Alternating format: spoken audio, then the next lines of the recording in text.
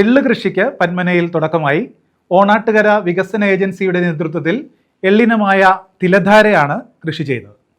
ഓണാട്ടുകര വികസന ഏജൻസിയുടെ നേതൃത്വത്തിലാണ് പന്മന ഗ്രാമപഞ്ചായത്തിലെ കണ്ണൻകുളങ്ങര നല്ലാന്തറയിൽ ഫിറോസിന്റെ ഒരേക്കർ പുരയിടത്തിൽ ഓണാട്ടുകര എള്ള് വിതച്ചത്.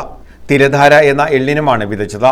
ഭൗമസൂചിക ഇനത്തിൽപ്പെട്ട ഓണാട്ടുകര എള്ളാണ് തിലധാര. കൃഷി ഓഫീസർ ആര്യ വിത്ത് വിതച്ച് ഉദ്ഘാടനം നിർവഹിച്ചു.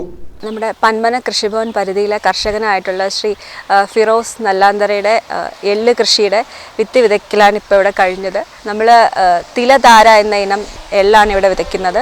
ഓണാട്ടുകര വികസന ഏജൻസി വഴി വിതരണം ചെയ്ത ഭൗമസൂചിക പദവി ലഭിച്ചിട്ടുള്ള എള്ളിനമാണിത്. ഒരു ഹെക്ടറിന് 524 കിലോ ആണ് ഈ എള്ളിൻ്റെ ഈൽഡ്. നമ്മൾ ഒട്ടേറെ ഗുണമേന്മയോടുകൂടിയ ഒട്ടേറെ ഔഷധ മൂല്യമുള്ള ഒരു എള്ളിനമാണ് നമ്മുടെ തിലധാര.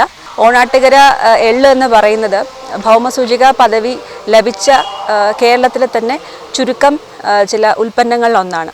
അപ്പോൾ ഓണാട്ടുകര മേഖല കൂടിയായ നമ്മുടെ പന്മന കൃഷിഭവൻ പരിസരത്ത് കൃഷി ചെയ്യാനായിട്ട് താല്പര്യം അറിയിച്ചിരിക്കുകയാണ് ഇവർ.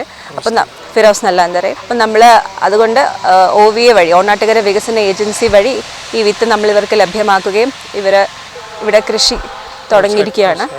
Fathima, leads field assistant Muhammad Kunju നല്ലാന്തറയിൽ, നെറ്റിയാട്ട റാഫി തുടങ്ങിയവർ പങ്കെടുത്തു. News bureau, Chavara.